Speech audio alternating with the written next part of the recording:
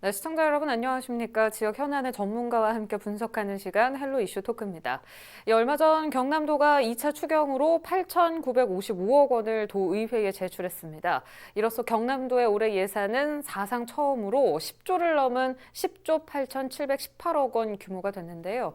김경수 도지사는 1차 추경 예산이 경남의 경제 방역에 큰 도움이 됐다며 2차 추경으로 경남의 위기를 극복하는 데 사용할 수 있도록 도의회에 협조를 당부했습니다. 도민들이 궁금한 거는 그 내용과 함께 예산안 확정이 될 것인가에 대한 여러 방향일 텐데요. 오늘 이야기 나눠보겠습니다.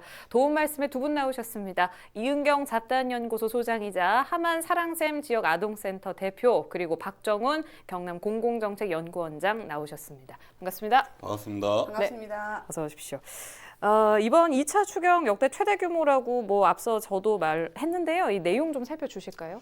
예, 경남도가 2차 추경으로 약 8,955억 원을 도의회에 제출을 했습니다. 그러니까 이로써 경남도 올해 예산은 사상 처음으로 10조 원을 넘은 10조 8,718억 원 규모가 되는데요. 예, 말씀하신 대로 김경수 지사가 1차 추경 예산이 경남 경제 방역에 큰 도움이 됐다며 2차 추경으로 경남 위기를 극복하는 데 사용할 수 있도록 도의회에 협조를 당부한다라는 이야기를 했고요. 네. 예, 도청 소관 제2회 추경 예산안은 공공일자리 사업으로 97억 원, 그리고 포스트 코로나 민생 경제 대책으로 75억 원, 그리고 정부의 재난긴급지원금 등 총 8,955억 규모이며 3일부터 상임위원회의 예비심사와 예산결산 특별위원회 종합심사를 거쳐 9일 2차 본회의에서 최종 의결될 예정입니다. 네, 그럼 1차 추경과 비교했을 때 얼마 정도가 차이가 나는 걸까요? 사실 금액으로 말씀드리기에는 어차피 좀 이따 다시 말씀드리겠지만 1차 추경이 코로나19 초기 확산에 대한 방역 예산이었다고 이야기를 한다면 이번 2차 추경은 코로나 시대의 경제 지원이 핵심이라고 이야기를 할 수가 있을 것 같고요. 그래도 지난 1차 추경 때 아동양육 한시적 지원이 한 721억 원이 들어갔었고요. 긴급복지지원금이 한 12억 원, 그리고 생활비 지원이 53억 정도가 들어갔었고요.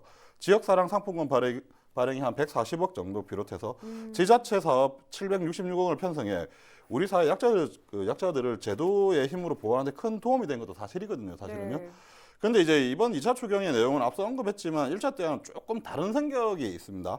전체 예산의 절반 가까운 45.5%가 복지 예산으로 지금 투입되고요. 항목별로 보면 정부 긴급재난지원금과 저소득층 한시생활지원금 그리고 무급휴직자와 특수형태 근로자 프리랜서 등의 생활안정 지원 자금 등이 가장 큰 비중을 차지하고 있습니다. 네. 예, 그리고 이제 이 예산은 바로 전액 국비로 이제 지급이 되고요. 자체 추경 예산으로 공공 일자리 사업에 가장 많은 금액이 투입이 되고요. 한 97억 원 정도를 편성했거든요. 예, 편성해서 한 3,600개 정도의 일자리를 만들겠다라는 구상을 하고 있는데 소상공인 피해 실태 조사, 맞춤형 컨설팅 지원 등을 위한 공공 일자리와 도내 한 5만여 개 다중이용시설 방역을 위한 공공 일자리 창출을 계획하고 있는 중입니다. 네. 코로나19로 인해서 거기다 코로나19로 인해서 취소된 각종 행사와 부서별 여비 삭감 등 세출 구조조정을 통해 한 221억 정도를 마련해서 민생 대책 사업에 쓰겠다라고 이야기를 하고 있는 중입니다. 아무래도 이번 긴급재난지원금이 긍정적인 효과를 했기 때문에 지금 이 결과를 만들어낸 게 아닌가 싶은데요. 그래도 사실 당초 나왔던 2차 추경 규모보다는 하향 조정이 됐습니다. 일각에서는 의문을 갖고 있는데요. 한편에서는 또 아니다, 이 정도 될 줄 알았다, 이렇게 당연한 결과다 반응이 엇갈리고 있는데 이 대표께서는 이번 추경 예산 어떻게 보시는지, 그리고 분야별 예산에 대해서도 한 번씩 짚어주실까요? 저는 20년 넘게 지역에서 아동 청소년 사회 문제를 가지고 디자인을 해왔는데요. 그래서 코로나 시국에서는 사실 경남도 전체 많은 분들이 어려움을 겪었을 거예요. 그 중에서도 아동 청소년들은 사실 더 소외계층으로서 어려움을 겪고 있었거든요. 그래서 2차 추경이 있다 그래서 예산을 들여다봤는데 사실 실효성 있는 예산은 특히 없다고까지 제가 말씀을 단언할 수 있을 정도의 상황입니다. 그래서 굉장히 좀 아쉽다는 생각을 많이 했고요. 네. 다음에 또 추경이 예상이 된다면 아니면 2차 추경이 아직 확정이 되지 않았다면 아동 청소년 분야에 예산을 좀 반영해 주었으면 하는 바람입니다. 네, 어떤 부분이 아쉬운지는 저희가 추후에 좀 더 자세하게 이야기 나눠보겠습니다. 그럼 박 원장께서는 예산 규모 이번에 적정하다고 보시는지요? 이제 우리 이영경 대표님께서 말씀하셨는데 아동 청소년들에 대한 예산이 부족하다 이렇게 말씀하셨는데 저는 이제 조금 다른 시각에서 사실 이번 2차 추경이 아동 청소년들에게 저는 일단 먼저 미안하다 말을 해야 된다고 저는 생각하고 있습니다. 왜냐하면 이제 이 대표님께서는 예산이 없어서 이제 미안하다고 말씀하시고 그런 거고 저는 좀 다른 시각으로 미안하다는 이야기를 하는 건데 이게 우리 아이들에게 지금 쓰고 있는 우리가 쓰고 있는 이 세금들이 우리 아이들에게 부채로 작용하게 될 겁니다. 근데 우리는 그 아이들에게 지금 동의받지 않고 이 돈을 쓰고 있는 거거든요. 근데 이제 말씀하신 대로 정말 사회적 약자들을 위해서 여러 분야에 골고루 이렇게 사용이 돼야 되는데 이번 2차 추경의 전체 금액 중에 뭐 거의 한 8, 90% 가까이 되고 있는 7,960억 정도가 재난지원금 형태로 지금 지급이 되는 거거든요. 이 부분은 상당히 좀 우려스러운 부분이긴 합니다. 근데 다만 1차 추경 때 재난지원금이 경남도와 그리고 전국적으로 시장 경제에 상당히 긍정적인 역할을 했다는 거. 네. 그리고 어떠한 데이터에 따라 다르긴 하지만 뭐 카드 매출이 약 한 26%에서 34%까지 상승했다라는 건 분명히 이제 근거가 나와 있는 것들이기 때문에 뭐 그런 부분은 충분히 이제 칭찬해야 될 부분인데 단지 이제 이번 추경이 조금 이제 지난 1차 추경의 연장성산으로서 똑같은 형태로 지금 지급이 되고 있다는 걸 저는 좀 우려하고 있는 바거든요. 더욱 이제 제가 생각하는 바는 이번 추경에서 이 중소기업이나 민간을 지원해서 일자리를 창출해내고 경제를 선순환시킬 수 있는 구조로 가야 되는데 직접적으로 자꾸 이 돈을 살포하는 형태로 지금 가고 있는 중이거든요. 더욱이 이제 중소기업 중앙회의 경남본부의 발표에 따르면은 지난 6월달 이번 6월달 경기 전망이 지속해서 하락세를 전망을 했습니다. 네. 구체적으로 중소기업 건강지수라고 말하는 SBHI 지수가 5월 대비 3.1% 하락한 62점으로 조사가 되었고요. 이는 지난 4월에 역대 최저치라고 말하는 64.1보다 그러니까 약 2.1%가 하락한 것입니다. 그리고 경남 중소기업의 최대로 지금 경영애로를 이야기하면 내수 부진이 약 88.5%를 이야기하고 있고요. 그리고 인건비 상승이 한 61.1%를 이야기하고 있는데 이는 코로나19와 최저임금 인상이 가장 크다고 영향할 수가 있거든요. 이런 부분들에 대해서 인건비 보조 형태라든지 이런 형태로 지원이 돼야 되는 거지. 시장에 계속해서 지속적으로 돈을 뿌리는 건 좀 조금 지양해야 될 정책이 아닌가 그렇게 생각을 하고 있습니다. 네, 말씀하셨듯이 이번 추경이 1차 추경의 연장선상 이렇게 말씀하셨습니다. 큰 맥락으로 대략 두 가지 정도 보이는데요. 요약 좀 해주실까요? 예, 2차 추경 예산을 보면 아까도 제가 앞서도 언급을 했지만 7,960억 원이 재난지원금으로 지금 편성이 되어 있고요. 저소득층 지원 690원, 공공일자리 97억 원, 민생경제가 75억 등으로 코로나 등으로 지금 편성이 되어 있습니다. 네. 뭐 굳이 이거를 이제 나눠서 이야기를 하자면 두 가지로 나눠서 이야기를 하자면 도민생활안정지원사업과 포스트 코로나에 대응하기 위한 뭐 정책사업 비용이라고 이렇게 두 가지 정도로 이렇게 나눌 수는 있을 것 같습니다. 알겠습니다. 이 대표께서 이번 예산이 아동과 청소년 쪽으로는 편성되지 않았다 이렇게 단호하게 말씀을 하셨습니다. 아무래도 코로나19 사태로 좀 뒷전으로 미뤄진 것 같다라는 느낌을 지울 수 없는데 1, 2차 추경 모두 그렇다고 보십니까? 저는 뭐 여성 일자리 부분에 약간의 몇 개월 한시적인 일자리 예산이 있는 걸 보고요.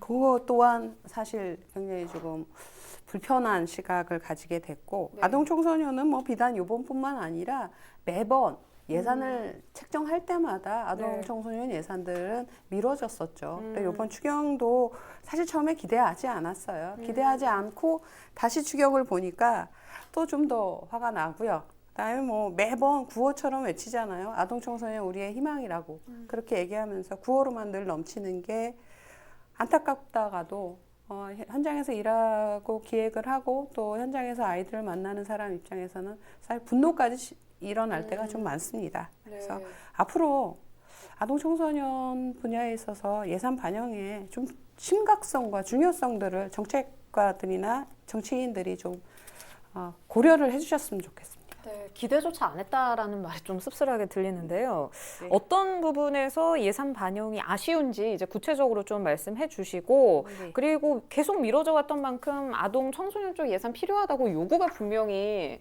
지속해서 있었을 건데 왜 반영이 되지 않았다고 보시는지 이 부분도 덧붙여 주시죠.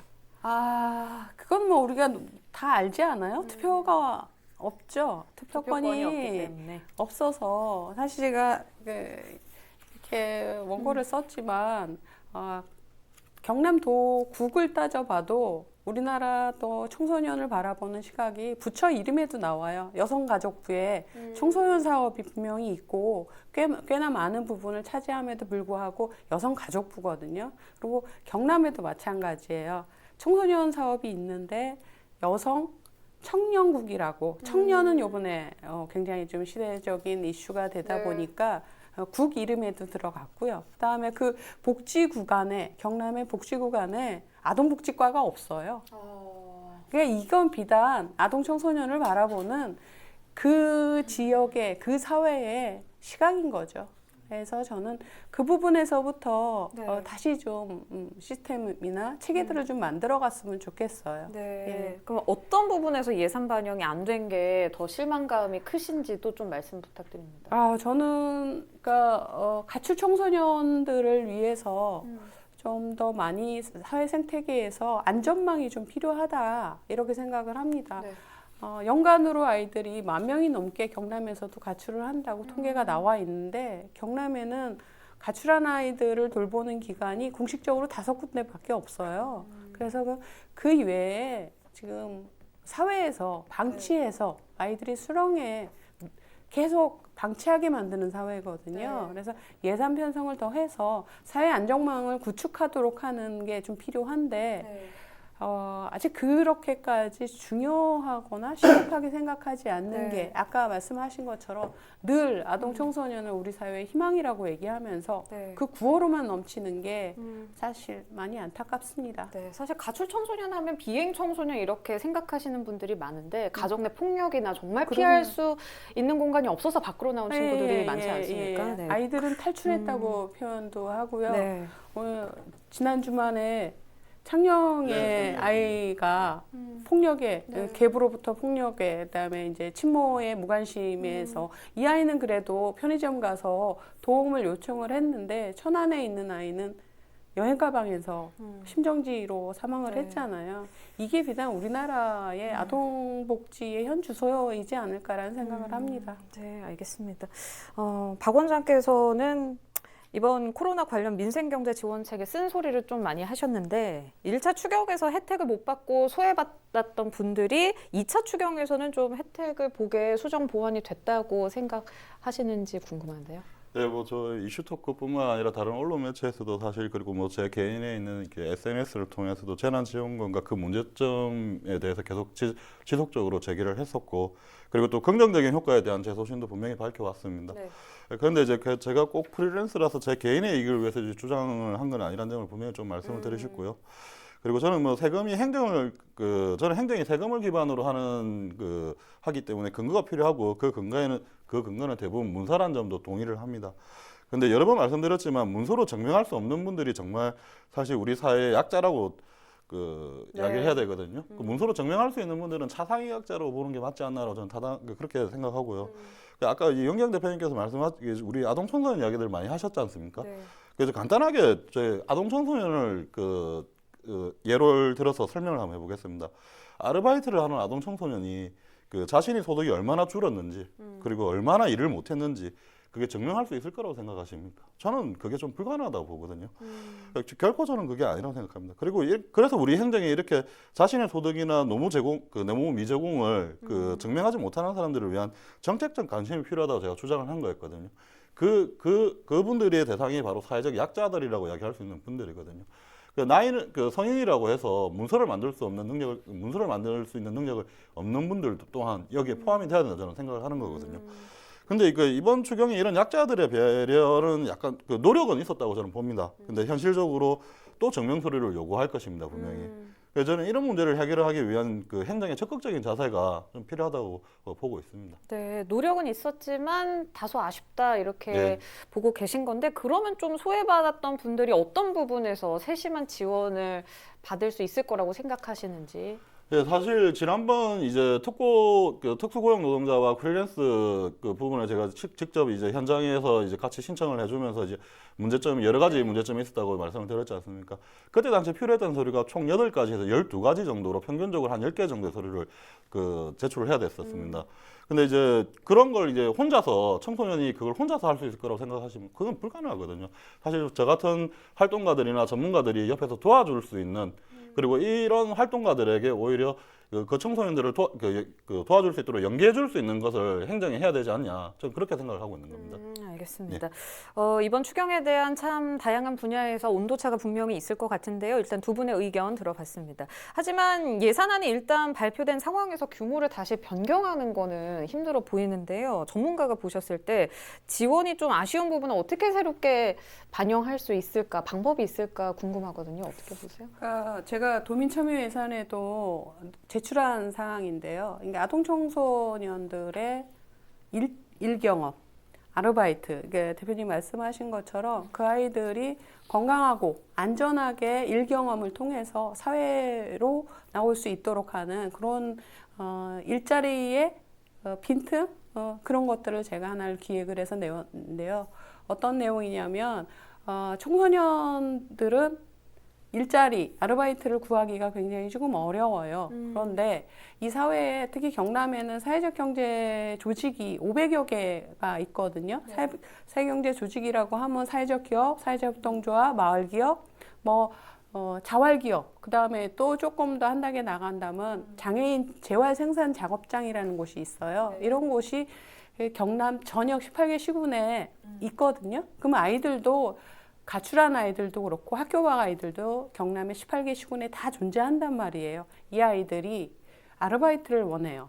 근데 이 아이들이 안전하고 건강한 일자리를 구하기가 좀 어려우니 500개에 가까운 사회적 경제 조직과 연결을 통해서 이 아이들이 건강하고 안전한 일 경험을 할 수 있도록 하는 청소년 인턴십을 제가 제안을 해놓은 상태예요. 그래서 네.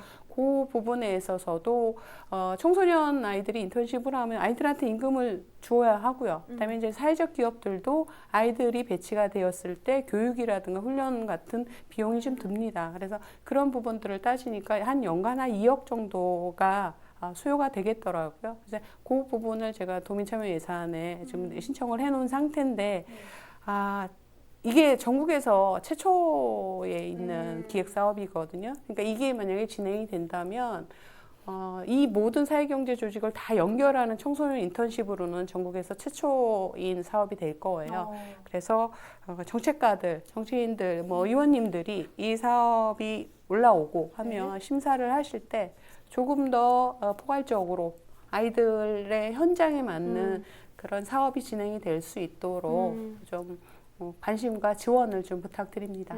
알겠습니다. 이 대표께서는 본인이 아쉬웠던 점을 이제 일종의 제안을 통해서 통과될 수 있도록 이렇게 바란다라고 말씀해 주셨거든요. 박 원장께서는 이번 추경 아쉬운 부분 어떻게 새롭게 반영이 될지 아니면 다음 추경을 기대해야 되든지 개인적인 의견이 어떠신지. 먼저 이 대표님 말씀하셨던 부분에 그 청소년 인턴십 부분에 조금만 더 이제 제 개인적인 의견을 추가하자면은 청소년들에게 본인들이 청소년들에게 노무권에 대한 교육이 조금 필요하다고 저는 생각을 하고요. 본인들이 일을 했을 때 어떠한 권리를 가지고 있다라는 점, 최저임금이 얼마라는 점, 이런 기본적인 그런 교육들이 좀 필요하다고 저는 생각하거든요. 네. 그리고 한마디 더 드리면 저희가 이번에서 이 도민참여 예산을 신청하면서 시범사업으로 한번 해보자 해서 내일 학교박지원센터하고 모두의경제 사회적 협동조합하고 MOU를 합니다. 그래서 올해 시범사업으로 몇 케이스 정도를 해보고 거기서 필요한 거 아니면 저기 고려해야 할 점 이런 것들을 저희가 조금 더 세밀하게 만들어서 다시 또 도에 그리고 이게 이제 지역에 맞게 아이들한테 맞도록 조금 이제 수정 보완할 수 있는 그런 시범 사업이 내일부터 이뤄질 거예요. 네, 알겠습니다. 여기까지 듣도록 하겠습니다. 오늘은 이은경 잡다한연구소 소장이자 함안 사랑샘 지역 아동센터 대표 박정훈 경남 공공정책연구원장 모시고 경남도의 2차 추경 예산안 발표를 분석해 봤습니다. 10조 8,718억 원, 경남도 사상 최대 추경 예산입니다. 현재 도의회 상임위 예비심사와 특별위원회 종합심사를 거치고 있는 중인데요. 도민들께서는 모두 선택사항이 아닙니다. 의무로서 예산안이 최종 확정되는 18일 결과에 대해서 관심 갖고 지켜봐 주셨으면 좋겠습니다. 네, 오늘 헬로 이슈 토크 여기서 마무리하겠습니다. 유튜브 채널 헬로 경남 통해서 다시 보실 수 있습니다. 시청해주신 여러분 고맙습니다.